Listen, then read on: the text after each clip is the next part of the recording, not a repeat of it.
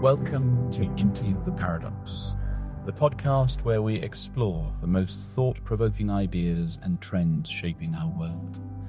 I'm your host, Peter Kennedy, and joining me today is researcher Anastasia. Welcome, Anastasia. Thank you, Peter. It's great to be here. Today we're diving into the new age of artificial intelligence and its impact on job selection and the future of work.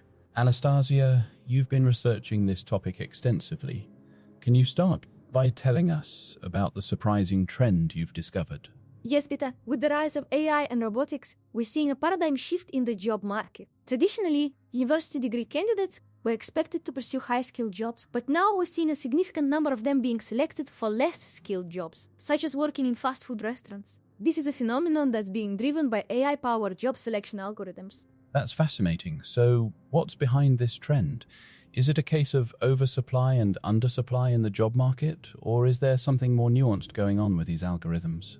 Exactly. It's not just a simple matter of oversupply and undersupply, though that plays a part. As AI and robotics take over many skilled and unskilled jobs, the remaining jobs are becoming increasingly scarce. This scarcity is driving up demand for workers and in turn increasing pay for these jobs. But the AI algorithms are also getting incredibly sophisticated. They are not just looking at qualifications, they are analyzing data points like reliability, consistency, emotional intelligence, and even a candidate's perceived long-term loyalty to a role, which often translates to people who might previously have been considered overqualified but are now seen as a stable, excellent fit. So an AI might actually prefer a highly educated individual for a role like, say, a barista, not because they're desperate, but because the AI predicts they'll be more meticulous, perhaps more engaged, or just more reliable long-term. That's a remarkable shift. It seems that the old adage, overqualification, is taking on a whole new meaning. Precisely. And it presents a real conundrum for graduates. Imagine going through years of higher education, accumulating significant student debt, only to find the most stable, well-paying entry-level positions are in sectors you never anticipated.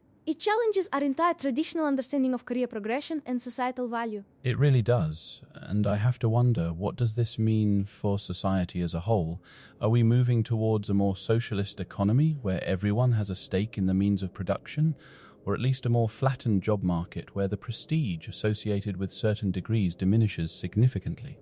That's an interesting perspective, Peter, and a highly debated one. With the rise of AI and automation, we may indeed see a more equitable distribution of wealth, but perhaps not in the way traditional socialism envisioned. The theory is that as AI takes over routine and repetitive tasks, humans will be freed up to pursue more creative and high-value work, leading to a more socialist or post-scarcity economy. But crucially, it might also mean a much broader base of people becoming investors and owners of capital. If AI is doing the work, who owns the AI? Who benefits from its productivity? These questions become central. So instead of just working for wages, more people might become passive beneficiaries of automated production.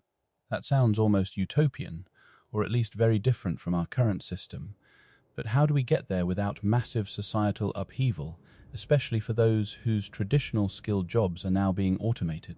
That's the critical challenge. One proposed solution is Universal Basic Income, or UBI, where everyone receives a regular income regardless of whether they work. This could provide a safety net as the job market transforms, allowing people to retrain, pursue passions, or contribute to society in non-traditional ways. However, implementing UBI on a global or even national scale faces immense political and economic hurdles. Right, the funding alone is a huge question mark. And what about the psychological impact? If the traditional path to purpose and status through work becomes less defined, what fills that void for individuals? We're so conditioned to derive self-worth from our careers, aren't we? Absolutely, it's a profound cultural shift. Many researchers believe that if we solve the problem of material scarcity through AI, humanity will then have to confront the problem of purpose and meaning. We might see a renaissance in arts, sciences, community building, or even entirely new forms of contribution that aren't tied to an economic exchange. It could be truly liberating, but the transition period will be fraught with uncertainty. A compelling idea. And speaking of humans and their evolution, what about the impact of AI on our bodies and minds? I've heard that aging populations are seeking cybernetic enhancements to extend their longevity. Is this the future of human evolution, or just a niche for the ultra-rich? Yes, Peter, as AI continues to advance, we're seeing a growing interest in life extension technologies such as brain-computer interfaces, advanced prosthetics, and regenerative medicine. The idea is that by merging humans with machines, we can overcome the limitations of our biology and achieve a kind of cybernetic immortality. We're already seeing basic applications in medical fields, cochlear implants, prosthetic limbs that connect to nerve endings. The trajectory is toward more sophisticated integration. Wow, that's a mind-bending concept. And what about the social implications of this trend? Will we see a new class of cybernetic elite emerging with enhanced cognitive and physical abilities, leaving others behind? That's a very real possibility, Peter, and a significant ethical concern. As these technologies become more widely available, we may indeed see a new social hierarchy emerge. Those who have access to cybernetic enhancements, cognitive boosts, physical augmentations, extended lifespans could hold a significant advantage over those who don't. It could exacerbate existing inequalities, creating a divide not just based on wealth, but on fundamental human capabilities. So it's not just about affording the best healthcare, but literally affording a better version of humanity. That's a terrifying thought for social cohesion. Could it lead to new forms of discrimination, natural versus enhanced humans?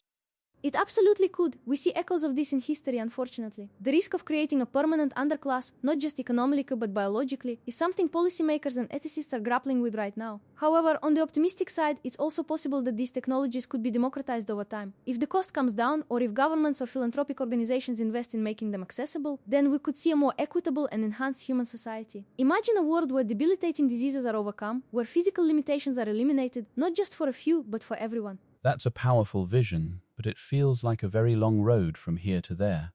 What are some of the immediate challenges we face in navigating this path, both with job transformation and human enhancement?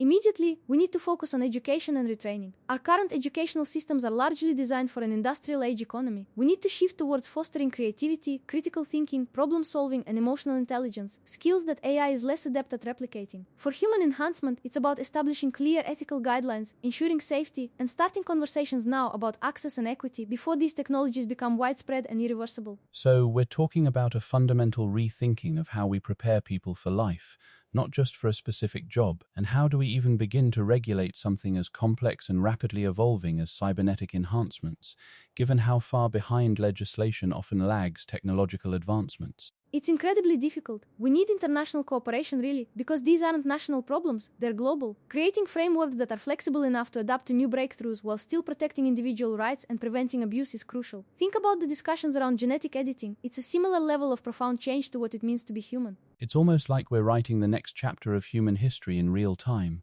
with all the inherent risks and incredible potential. What about the role of human-AI collaboration? Is it all about AI taking over, or is there a strong future where humans and AI work together, each augmenting the other's strengths? Absolutely, that's the most hopeful and frankly most realistic future. It's not necessarily humans versus AI, but humans with AI. Imagine an architect using AI to generate hundreds of design variations in seconds, then applying their human creativity and aesthetic judgment to refine the best ones. Or doctors diagnosing complex diseases with AI assistance, enhancing their accuracy. AI can handle the data, the patterns, the speed, while humans bring intuition, empathy, and abstract reasoning. That synergy is where the real power lies. That's a much more optimistic picture, Anastasia, and I think one many people hope for.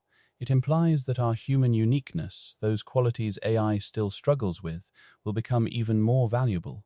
But it requires us to consciously cultivate those skills, doesn't it?